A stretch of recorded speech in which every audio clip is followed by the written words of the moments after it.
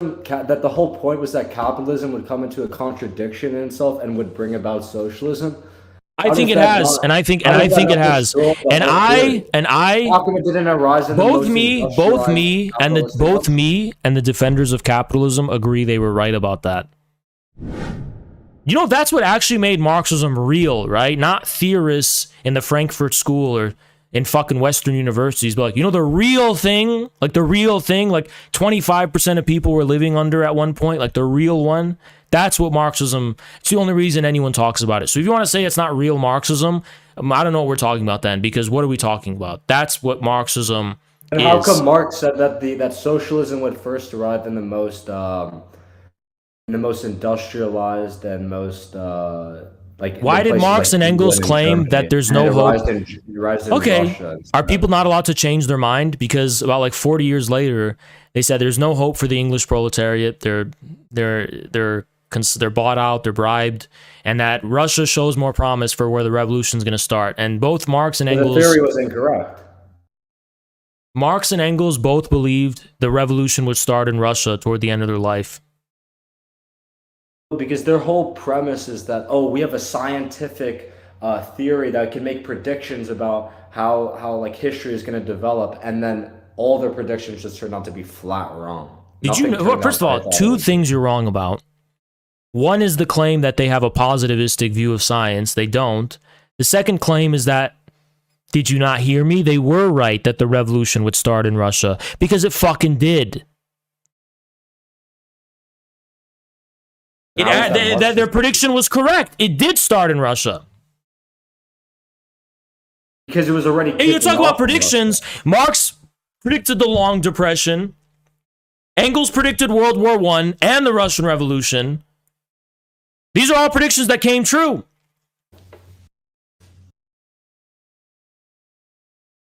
Marx and Engels didn't think there was going to be a fucking revolution in England by the end of their life. They didn't think one was going to happen in Germany either. They weren't stupid. They had a very realistic appraisal of the world they were living in. That the whole point was that capitalism would come into a contradiction in itself and would bring about socialism. I think it has, and I think it has, and I, How come it didn't arise in the most industrialized both me and the defenders of capitalism agree they were right about that. Because the defenders of capitalism say we're not living in real capitalism anymore because we don't have the gold standard and we have the Federal Reserve and we have central planning. And I agree with them. We don't live in capitalism anymore. That's not the premise of capitalism. I think the premise of capitalism, gold standard equals capitalism. That's like your equation. for Marx, kind of it is. Yeah, there needs to be commodity money because the universal equivalent has to be measured in terms of labor, right?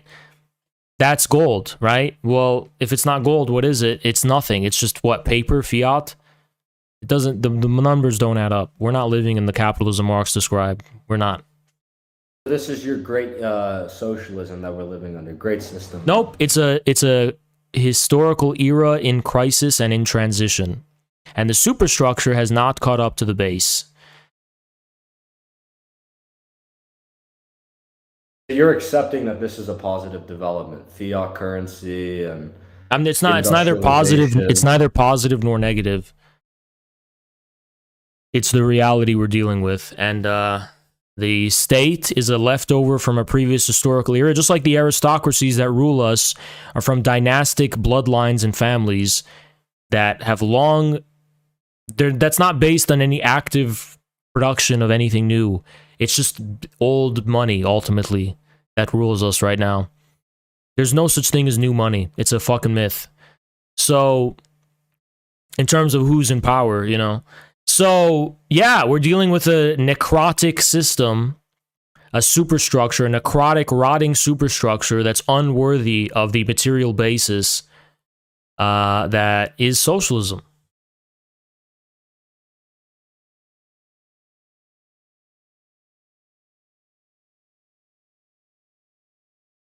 that still doesn't explain how that relates to Marx's predictions of how. Well, Engels used this. Okay. Well, Engels used the stock market as an example of what he called the invading socialism. And a socialism invading from the future. So I think they were just, not only did they predict it in somehow in the future, but they were describing what was actually happening correctly. They were correctly describing what was actually happening at the time that they were living.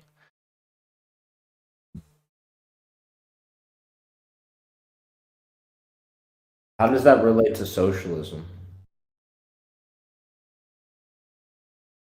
Is socialism not the dictator of the proletariat? I'll have Engels describe for you. In the trusts, free competition changes into monopoly, and the planless motion of production of capitalist society capitulates before the planned production of the invading socialist society.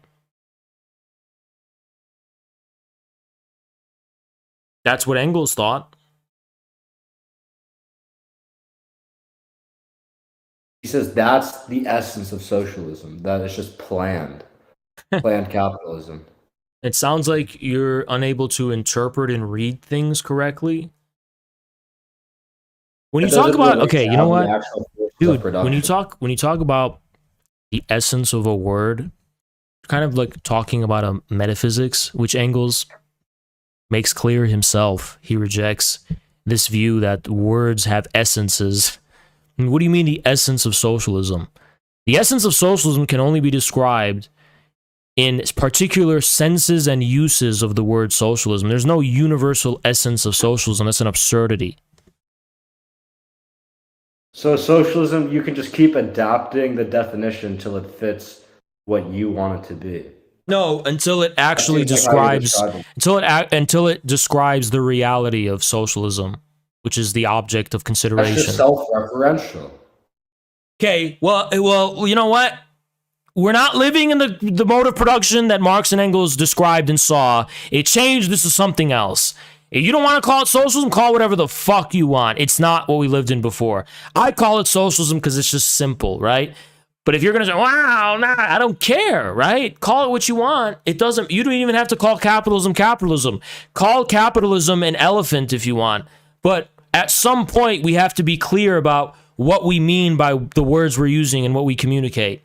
And all I mean by socialism is, it's not only, I mean, where does Engels say it's such like a poor interpretation of literature. This means it's the essence of socialism is just planning. No, it's an example of the changes in the productive forces, some of which include things like the falling rate of profit and the breakdown of the capitalist crisis that Marx describes. There's all sorts of ways in which capitalism collapses and socialism emerges into basically, I mean, all socialism means is the socialization of the productive forces.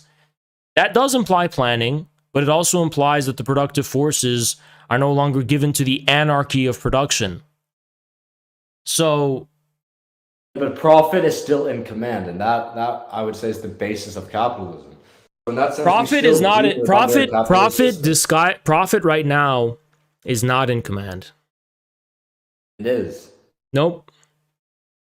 And what it's in command only of the state and of politics, not of the mode of production. It is of the mode of production because you still have private. No, if you ask me, Haz, if you ask me something like, Haz, what commands the current mode of production? I'd probably say something like information. I really wouldn't say profit. I'd be like information, probably. Information. What does that have to do with the mode of production at all? What drives a business forward?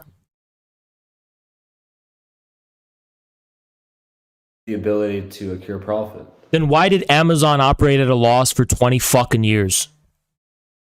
Because they were able to. And what does profit mean when it's just printed? What's the linchpin of the whole fucking thing? Okay, I don't think you know how actual printed, how the Federal Reserve works. But well, how does it work, man? How does it work? Tell me how it works.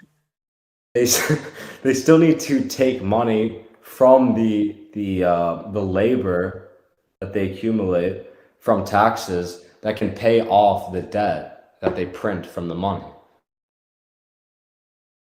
Okay, they pay off the debt, right? Infinite money, then there would just be endless inflation, and we'd be like, fuck. Yeah, it's almost like we're like $20 trillion in debt. It's like, yeah, it's almost like we are experiencing runaway inflation at the first stages, and it's almost like the Fed is raising interest rates, and it's not going to solve the problem. And then they'd be crazy if that happened, right? And then they'll just take more taxes. That's the. So you believe in MMT, and you believe like a tax theory of value, where like it all just comes. The system works. So okay, so where do the tax revenue come from? Where does that come from?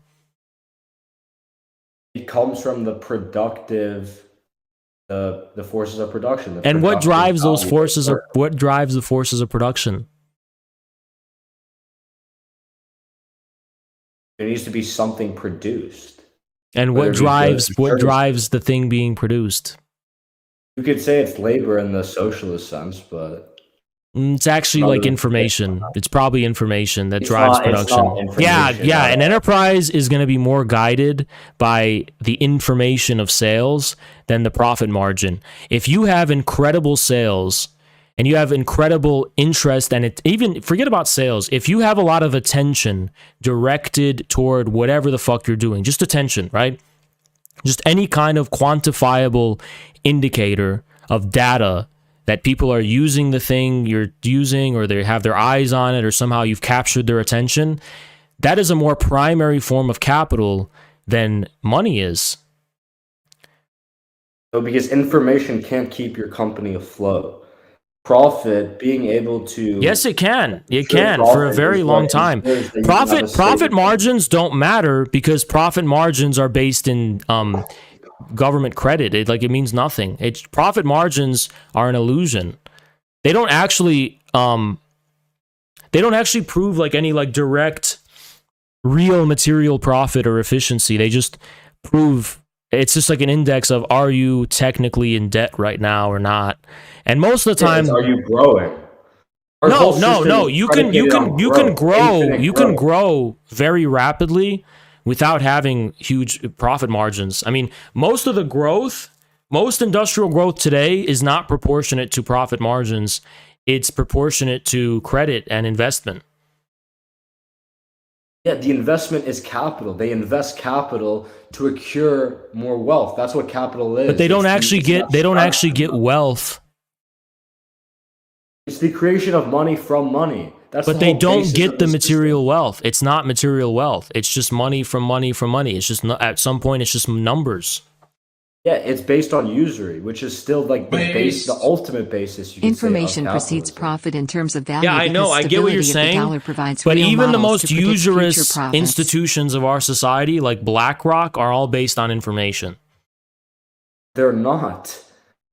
Take an oil company, for example. When they extract the oil and they sell the oil, they're not basing that off of like the information. Yes, they are. They're basing that off of information that tells them what the market price of oil should be. For example, the energy price is the information. No, demand is the information. No, it's supply and demand, which is indicated by price. Which is why you have money as that indicator. But it's not, the price is just a form of information. It's not based on profit margins when oil creates infinite fucking money. Thank you, Chris Morlock. It's still based on the laws of supply and demand, which is still rooted. Dude, the thing that drives our current mode of production is information. You need information would drive any system. That's not unique to capitalism. It is unique to capitalism. It is unique to our current mode of production because our current mode of production is almost completely socialized. And the last thing that's kind of been made economic is information or lack thereof.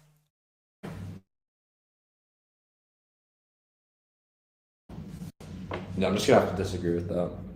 Yeah, like let's say we lived in a fully planned socialist society. There's still an information problem, right? You don't know everything. You don't know what people want. Even if production is just based on use value, information will still be economized. Yeah, which means information is needed in every system, including a No, social it means system. no. But when information becomes the driving force of society over profit, that means your mode of production has become socialized. Because profit has no regard for information, actually. Profit is just like, by itself, profit just means more than you started out with, right? And that's the basis of the economy. Yeah, and information can't. That's the whole point. Information can't produce. But you more information profit. is when information becomes Information the is just an indicator. It just no, indicates it's not. It's an Information indicator. information is what drives production forward, because even when production's for use value, information is still economizable. There's still competition for, and there's still going to be an attention economy based on what should be produced, for example. That will be differentiated on the basis of different signals, information signals. Whereas in a capitalist mode of production, purely capitalist, right? At least, profit has no regard for information. It's like, it's just based on profit. That's it. That's what drives production forward. Money for money's sake. No, because it has to. You have to find something that you can acquire profit from, which is the information of supply and demand, recognizing what are the needs of the market. Yeah, but supply and demand is not itself in the driver's seat. The information of supply and demand is not in the driver's seat. Ultimately, supply and demand is about money. It's about making more money than you started out with.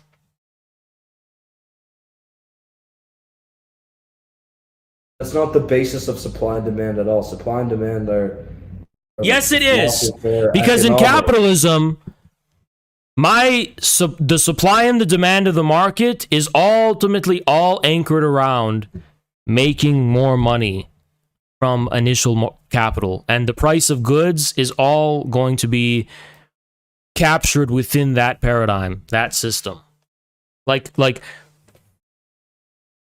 that's what's regulating the whole thing, is the drive for profit. That's capital is driving it, the whole thing. Ask him if he'd be a successful Uber driver if he didn't know where people would need rides when at scale. This is economics 101. Thank you, PJ. The intersection of supply and demand is price. That is where price comes from. It's not. It's price so fucking doesn't. stupid. Listen, that's doesn't explain where price comes from. It's like tautological. Okay? But anyway, read more Wikipedia articles. Well, I don't care about Wikipedia. But supply and demand in capitalism is about profit. It's about the profitability of these various different commodities. I mean, you could talk about a consumer economy, which is just based on use value, but that's not necessarily like relevant for the reproduction of capital. Like, supply and demand is only relevant within capitalism, really, from the vantage point of the capitalist.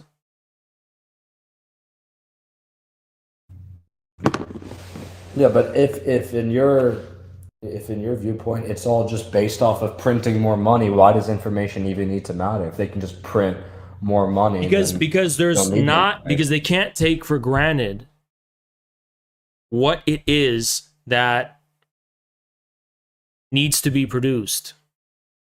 There needs to be information about that. That information comes from supply and demand. No, it does not necessarily. No. Where are they getting that information from? Do you think it doesn't come from? Do you think the government is sending polls out? Oh, what do you? You just fucking said it, dude. When supply is not some essential underlying factor, it's like just demand. You can print as many money as you want, and we have like infinite oil to power whatever we have. So yeah, it's really just demand at that point. Oh, there's always a finite supply. Not really, no. There isn't always a finite supply. No, the supply is always expanding and growing. It's in flux. The whole system's in flux. Production's always in flux. It's still a finite number of things that can be produced. But in an economy, listen, in an economy where derivatives are like 90% of the fucking whole fucking GDP of the world, which is about anticipation of the future. You're talking about finite this, it means nothing, okay? It means nothing. You didn't even give an argument. Derivatives and futures, which are dealing with things that don't even exist yet, and investments, the degree of financial abstraction and investment that goes into, like, how does a company get an investment or whatever, it has nothing to do with the state of the supply they have now. It's a projection into the future. So when you say that prices are based, when you say that prices are based on an intersection of supply and demand, it's kind of fucking stupid, because supply is just too much in a state of flux to ever be the point at which prices are determined. Supply is actually more steady than demand. If anything, demand is what is in constant flux. No, you're just wrong. Literally makes zero sense what you're saying. Just wrong. And you still acknowledge that it's based off of this fundamental axis of supply and demand, which is still no, it's really not. It's really not. It's really fucking not. We haven't overcome capitalism. We're still in capitalism. Okay, two things. Socialism is just a fantasy. Shut up! Shut up! Two things before you fucking get excited about the dumb shit you just said. One, no, you're wrong about that. No, right? Two, even if you were right, that implies capitalism is defined by supply and demand, and it's not. But what I'm actually trying to say here is that if it was just based on supply and demand, then it would be based on the consideration of the finite things that already exist. But in an economy where most of the GDP is like futures and derivatives, that's an absurdity. It's not based on supply and demand, actually, when it's about credit that is with the intention of creating more supply and so on. Like, there's a fundamental, more primary driving force that is responsible for the amount of supply we have. Like, for example, how much units of PS5 should we produce, right? That is not based on supply and demand necessarily. That's also based, if you're like an up-and-coming company, that's based in the demand, right? Like, how many people would want this PS5? How popular is it? All this kind of things. And then from there, you can talk about production. The supply. From there, they would increase the supply. It's still in that supply and demand axis. No, it's not. You're not listening to what I'm fucking saying. You're not listening to what I'm fucking saying. Yourself into your own. No. Supply and demand is about how prices are just defined neutrally by the intersection of how many things there are and how much of a demand there is, right? But we are talking about the more fundamental and primary process by which the supply of things is produced, which is based on information. It's not based on just on the intersection of supply and demand. It's based on information. Information of what? Of demand. Not necessarily even just demand. And what else? Information about, for example, the prior performance of the thing or whatever. Information about future projected whatever. Information about how many people are projecting this future. That's probably the most important thing. No, hold on. This is the problem. Information about how many people think this is going to be demanded is not the same thing as demand. You said demand in three different ways. Demand of information about what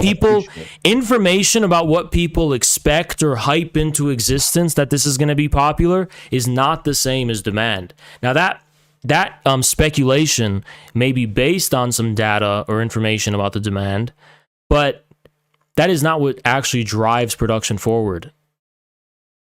It is. What It's drives the production demand of the forward class. what drives production forward is a derivatives, information in the form of derivatives, not in the form of like just raw data inputs. Derivatives of what? Do you not know what derivatives are, or do we have to go down that one? No, I understand what derivatives are, but you're saying that that relates to information? Yeah, it does, because the derivatives show how many people expect, not that this is going to be profitable, but that people are going to expect it to be profitable. Okay, but that's still based off of what is No, it's not. It's what they based on think is something. going It's to be based on demanded. something that's really not concrete or tangible at all, either in the form of demand or supply. What do you think is more accurate? Someone that premises it off of Okay, what they let me think the explain this to you. demand is, or what the demand Let me explain this to you. actually Let me is? explain this to you. Saudi Arabia builds a fucking city in the desert, like $400 trillion, whatever. What is that based on?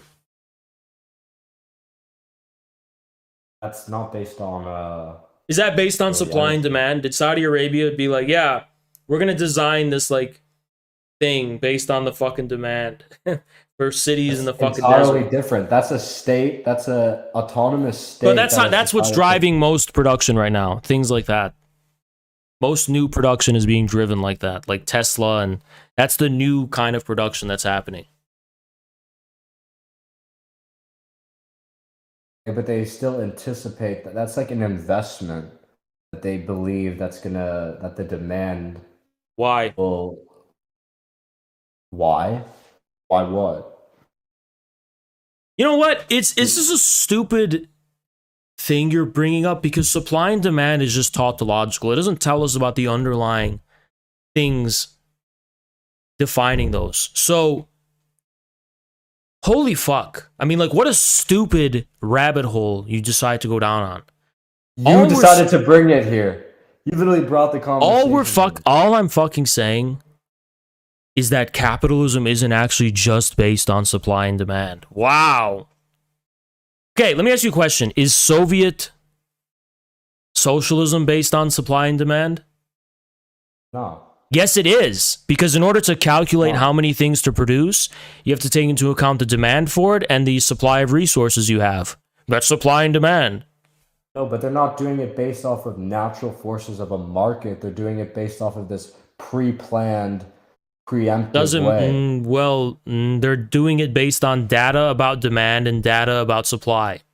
No, because data of supply and demand is not in this in this very concrete way that you think we can like gather the data. It's based off of natural forces Natural of a forces in the market. market? You know, in the 20th century where everything's fucking monopolized and oligopolized and everything's like hedge funds control with even fucking ESGs and shit? That's a natural market to you? Really? We have that? That doesn't discount this still It does discount it, essence because of it's just supply and different demand. forms of data and information. It says nothing about a fucking mode of production. They're still private companies. That's the paradigm. Whether What they're makes them private, private? What makes them private? that they're privately owned by individuals, No, not by they're the state. not. None of them are. Then what are they? What are they then? They're usually publicly What is traded private? companies. Even when they're privately traded, they still have it's still denominated in shares. If it's a fucking corporation, it has Well, to there's still be. individuals that own shares of the company. That's still the same thing. It's not publicly owned. Nope. And do you know what it means for a literally the company most to be? Do simplest you know what it means for a distinction. company to be incorporated? It means it's a non-individual form of ownership.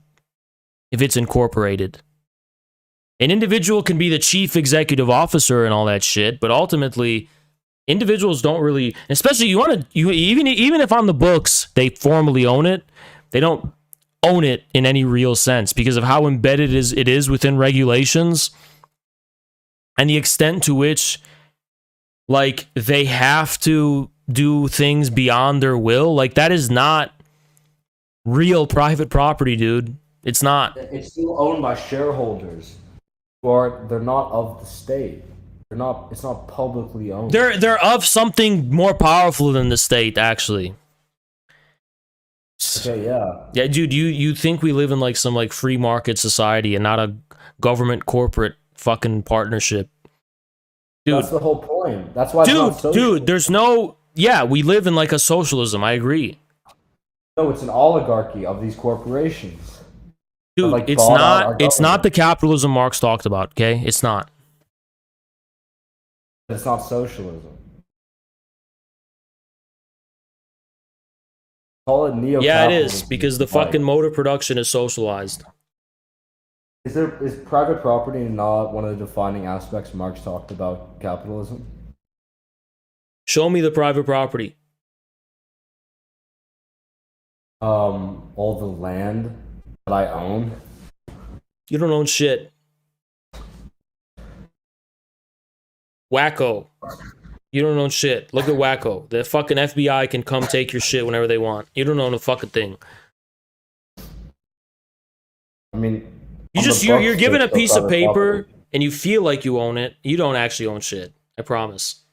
Well, that's how it's always been. No, it actually hasn't. There used to be a real institution of private property that premised the state itself. There was a time when only people who owned property could even vote. There was a time where the British had the House of Lords. Like, there was a time where the institution of private property was like a real thing, not just like a fucking gold star, like a fucking participation trophy or some shit the government gives to dumb people who think they own shit. You don't own a goddamn thing, dude. Promise. Yeah, but the premise of private property still exists. That You mean the idea? You mean like the ideology and misconception of one that was mainly created during the Cold War to give like dumb Americans the stupid idea that they're like sovereign. They have a sovereign stake in the fucking economy when they didn't. That's just an illusion, dude. It's not real. How is it not real? Because the government can come take your shit whenever they want. And they do all the time. The IRS owns your ass. The federal regulations own your ass. You only own. It's like a dumb. No, I own it. You don't own anything, man. I promise.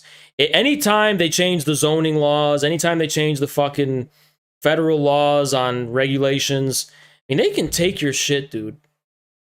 They can take your shit anytime they want. But you still have your amendments. We have what? The Bill of Rights. Okay. What is the Bill of Rights? Well, it still guarantees you. It don't that's a piece of paper. That's just a piece of paper. That's what it's always been. Not true. Not true. Is that the government will protect your right to your property. Dude, you don't understand what the government is, actually. That's the problem. Our government... I do understand. No, our government is not the Bill of Rights, dude. This is a different government we're living under. And it's like a total... it's got a mind of its own. State of emergency? Yeah, it's got a complete mind of its own, and it's got its own... Like, that's just all like a museum. That's like a Disney World. That's like the Disney World government that you go in Washington, D.C. Oh, the Bill of Rights or the Constitution.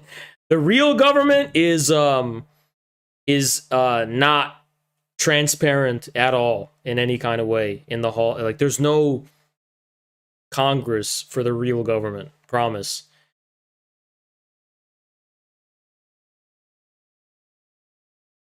I mean, technically there is. I mean, I get the point you're saying, but at a technical level, there still is. Because... Nah, there isn't. It's just... The people of this country would rise up. It would be 1776 again if they truly tried to crack down on our rights. No, they've been doing it for decades, and all people do is eat hamburgers and watch football. They don't care. Drink beer, watch football, and eat hamburgers. That's what... It's been going on for decades, dude. Nobody gives a shit. But this is utopian socialism to you, I guess. It's really not. This is what Marx talked about right here. No, I'm waiting for the whole thing to collapse, actually. But you can't really hope for much more. And I'm not talking about the mode of production is fine. Our productive forces, our technology, that's fine. Our mode of production is also fine. The problem is just this. That's the basis of the elites. It's in It's their not. It's really in their not. capital. The basis of the elites is the past. It's their old oligarchic dynasties who built a fucking monstrous state to protect their legacy wealth. The state is only but a vehicle. They've just used the state for their methods. First, it was the corporations. They accumulated so much power on their own right, and then they used the state basically as a.